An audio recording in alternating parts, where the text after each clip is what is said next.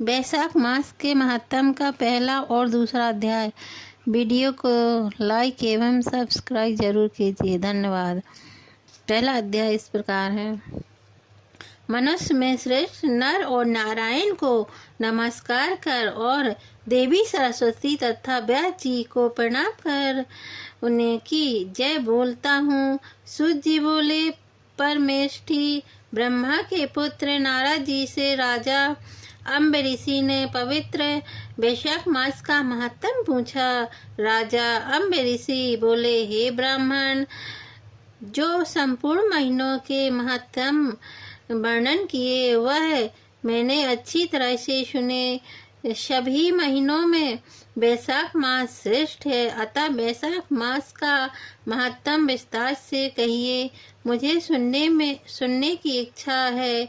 यह मास विष्णु भगवान को प्यारा क्यों है और इसमें कौन कौन से धर्म कार्य उन्हें क्यों प्रिय है? क्या दान करना चाहिए, उनका क्या फल होता है? ये सब कार्य किस देवता को प्रसन्न करने के लिए करने चाहिए? इस मास में करने योग्य काम क्या है? कौन कौन से कार्य विष्णु भगवान को प्रिय हैं? इनमें क्या दान किस लिए किया जाता है? उनका फल और उद्देश्य क्या है? इस मास में किन किन वस्तुओं से विष्णु भगवान पूजन करना चाहिए? हे नारद, यह सब मुझे विस्तार से सुनाइए, मैं श्रद्धा से सुनूंगा। नारद जी बोले, हे राजन, सभी महीनों का महत्व पहले विष्णु ने लक्ष्मी से किया था, जो मुझसे ब्रह्मा जी ने कहा है। सब महीनों में कार्तिक मास और वैशाख मास श्रेष्ठ है। इन तीनों में भी वैशाख मास सबसे श्रेष्ठ माना गया है। यह महीना माता के समान सब जीवों को अभिष्ट फल देने वाला है। इस महीने में दान, यज्ञ, व्रत और स्नान करने से सब पापों का नाश हो जाता है। यह महीना धर्म कार्य, यज्ञ और तप का सार है। इसकी देवता भी प्रशंसा करते हैं। यह मास विद्या में वेद, विद्या में सामान, मंत्रों में प्रणव, वृक्षों में कल्प वृक्ष, गौओं में कामधेनु, नागों में शेष, पक्षियों में गरुड़ के समान है। देवों में विष्णु, वर्णों में ब्रह्मा, प्रिय वस्तुओं में प्राण और मित्रों में भार्या के समान है। नदियों में गंगा के समान, तेजस्वियों में सूर्य, शस्त्रों में चक्र, धातुओं में स्वर्ण, वैष्णव में शिव जी के समान, रत्नों में कौतुभ मणि तुल्य, धर्म के लिए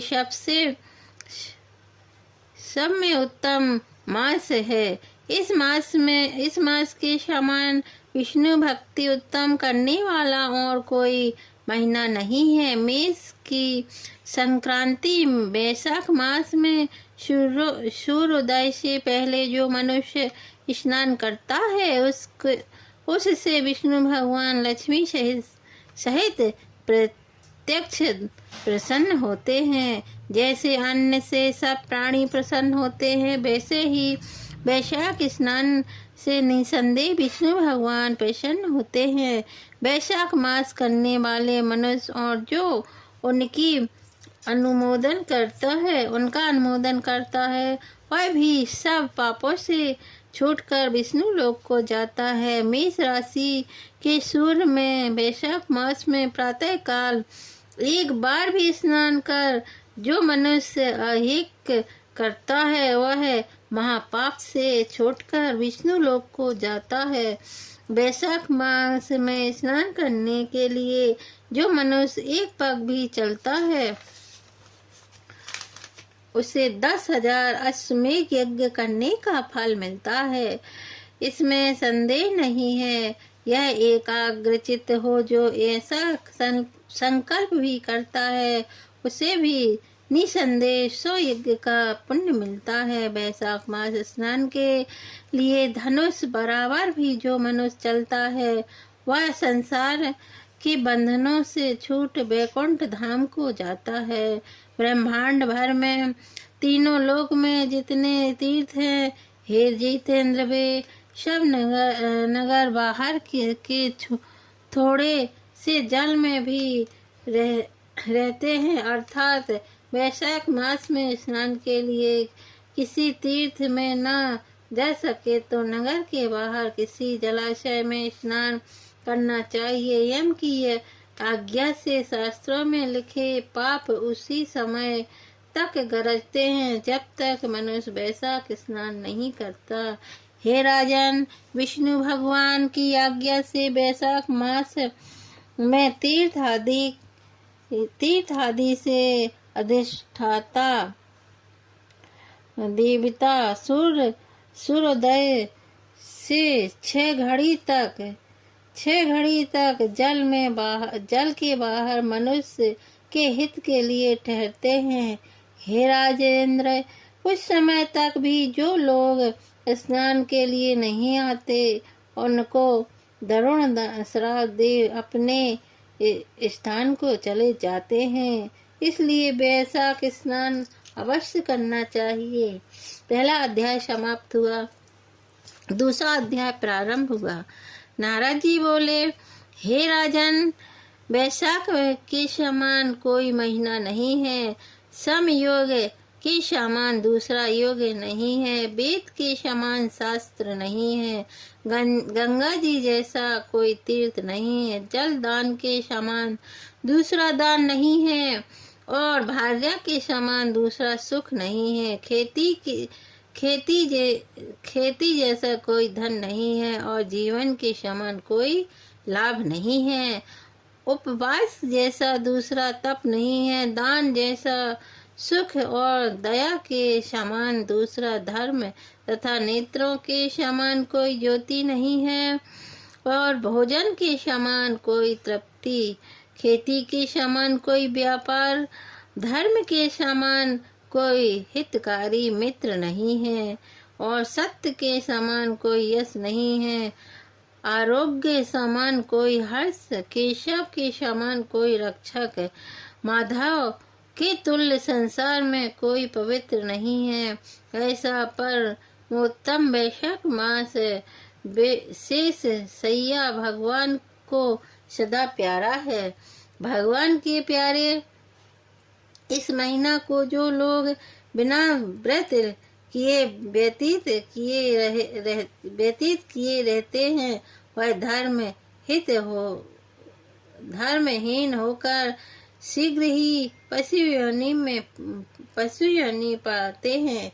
उनका कुआ, बावड़ी, बागबान, बगीचा लगवाना आदि सब धर्म व्यर्थ हैं, इनका कुछ फल नहीं होता है। जो मनुष्य वैशाख मास में नियम पूर्वक भोजन आदि करते हैं वे विष्णु भगवान की संयोज्य मुक्ति को अवश्य प्राप्त होते हैं, इसमें संदेह नहीं है। संसार में अनेक प्रकार के दान और व्रत हैं, परंतु उनके करने से शरीर को अत्यंत परिश्रम होता है। उनसे संसार में बार बार जन्म लेना पड़ता है, परंतु वैशाख मास के केवल स्नान कर लेने से ही प्राणी आवागमन से छूट जाता है। सब दान करने से जो पुण्य होता है, संपूर्ण तीर्थ में स्नान करने से जो फल मिलता है वह सब वैशाख मास के केवल जल दान करने से ही मिल जाता है। जिसमें जल दान करने की समर्थ न हो वे ईश्वर की इच्छा करने वाले दूसरों से कहकर जल दान करावें। यह कर्म भी सब दानों से अधिक है। तराजू के पल्ली में सब प्रकार के दान और दूसरे जल दान रख कर तौलें तो जल दान ही भारी निकलता है। जो यात्रियों के लिए प्याऊ लगाता जल दान करता है, वह अपने करोड़ों कुल का उद्धार कर विष्णु लोक को जाता है। हे राजन, प्याऊ लगाने से देवता, पितर और ऋषि सब निसंदेह अत्यंत प्रसन्न होते हैं। जो प्याऊ लगा थके हुए यात्रियों को संतुष्ट करता है, उससे ब्रह्मा, विष्णु और शिव सब देवता प्रसन्न होते हैं। जो जल की इच्छा हो तो जलदान करे, छाया की इच्छा हो तो छत्री देवे, और हे राजन, जो बीजना की इच्छा हो तो बैसाख में पंखा दान करे। जितने दान बताए हैं उनमें जल दान, छत्र दान और पंखा दान उसमें सब में उत्तम है। इन्हीं का दान बैसाख में अवश्य करना चाहिए। जो बैसाख के महीने में कुटुंबी ब्राह्मण को जल से भरा घड़ा नहीं देता, वह चातक की योनि में पड़ता है। जो प्यासे महात्मा को शीतल जल पिलाता है, उसे हे राजन राजसूत यज्ञ करने का फल मिलता है। जो धूप, परिश्रमी और पसीने से व्याकुल ब्राह्मण को पंखा से हवा काटता है, वह सब पापों से रहित हो गरुड़ के समान हो जाता है। जो मनुष्य बैसाख में ब्राह्मण को पंखा नहीं देता, वह अपने अनेक प्रकार के बात रोग से पीड़ित होकर नरक भोगता है। जो थके ब्राह्मण की वस्त्र से हवा करता है, वह सब पापों से छूट विष्णु भगवान की संयोग मुक्ति पाता है। जो शुद्ध मन से ताड़ का पंखा दान करता है, वे सब पापों से छूट विष्णु लोक को जाते हैं। परंतु श्रम दूर करने वाले पंखे का दान नहीं करने वाले अनेक प्रकार की यातना भोग कर संसार में पापी होते हैं। हे राजेंद्र, आध्यात्मिक दुख की शांति के निमित्त बैसाख मास में छत्री दान करना उचित है। जो मनुष्य विष्णु भगवान के प्यारे इस बैसाख मास में छत्री दान नहीं करते, उनको कहीं छाया नहीं मिलती और वे महाक्रूर पिशाच बन पृथ्वी पर घूमते हैं। बैसाख में जो खड़ाउन दान करते हैं, वे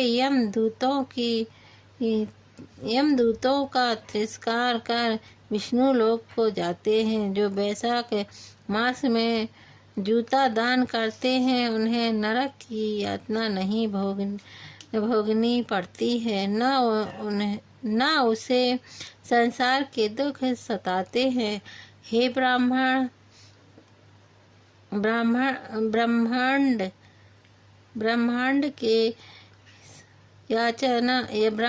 के याचना करने पर खड़ाऊ दान करने वाले पृथ्वी पर करोड़ों जन्म तक राजा होता है। जो मार्ग में श्रम को दूर करने के लिए स्थान बनवाता है, उसका फल वर्णन करने में ब्रह्मा भी समर्थ है। दोपहर को जो कोई अतिथि या ब्राह्मण मिले, उसको भोजन कराने का फल ब्रह्मा जी भी वर्णन नहीं कर सकते। हे राजन, अन्नदान मनुष्य को तत्काल तृप्ति करने वाला है तृप्ति कराने वाला है। संसार में अन्नदान के समान कोई दान नहीं है। जो मनुष्य मार्ग में थके हुए ब्राह्मण को सहारा देता है, आसरा देता है, उसके पुण्य करने की ब्रह्मा में भी सामर्थ नहीं है। भूखे मनुष्य को स्त्री पुरुष घर वस्त्र अलंकार आभूषण कुछ भी अच्छे नहीं लगते हैं। पेट भरने पर ही सब अच्छे लगते हैं। इसलिए अन्नदान के समान न कुछ हुआ है, आगे हो और न ही होगा। जो बैसाख में थके हुए ब्राह्मण को अन्नदान नहीं देता, वह पिशाच बनकर पृथ्वी पर अपना ही मांस खाता फिरता है। इसलिए ब्राह्मण को यथाशक्ति दान देना उचित है। हे राजन, अन्नदाता माता पिता को भी भुला देती है। वह दाने ही को अपना सर्वस्व समझने लगता है। इससे त्रिलोकी में सब अन्न की ही प्रशंसा करते हैं। माता पिता तो केवल जन्म देते हैं, परंतु पंडित लोग संसार में अन्न के दानी को ही पिता कहते हैं। हे राजन, अन्नदाता में सब धर्म निवास करते हैं। दूसरा अध्याय समाप्त हुआ। श्रीमन्नारायण नारायण हरे हरे, श्रीमन्नारायण नारायण हरे हरे, श्रीमन्नारायण नारायण हरे हरे। विष्णु भगवान की आरती। ओम जय जगदीश हरे, स्वामी जय जगदीश हरे। भक्त जनों के संकट क्षण में दूर करे। ओम जय जगदीश हरे। जो ध्यावे फल पावे, दुख बिन से मन का। सुख संपत्ति घरे आवे, कष्ट मिटा दो तन का। ओम जय जगदीश हरे। मात पिता तुम मेरे, शरण गाँव में किसके। स्वामी शरण गाँव में किसके। तुम बिन और न दूजा, आश करूं मैं किसकी। ओम जय जगदीश हरे। तुम पूर्ण परमात्मा, तुम अंतर्यामी। स्वामी तुम अंतर्यामी, पार ब्रह्म परमेश्वर, तुम सभी के स्वामी। ओम जय जगदीश हरे। तुम करुणा के सागर, तुम पालन करते। स्वामी तुम पालन करता। मैं मूर्ख खल कामी, कृपा करो भरता। ओम जय जगदीश हरे। तुम होई किया गोचर, सबके प्राणपति। किस विधि मिलूं दयामय, मैं तुमसे घूमती। ओम जय जगदीश हरे। दीन बंद दुख हरते, तुम ठाकुर मेरे। अपने हाथ उठाओ, शरण पड़ी मैं तेरे। ओम जय जगदीश हरे। दुख बिन दी किस विधि मिलूं दयामय, मैं तुमसे घूमती।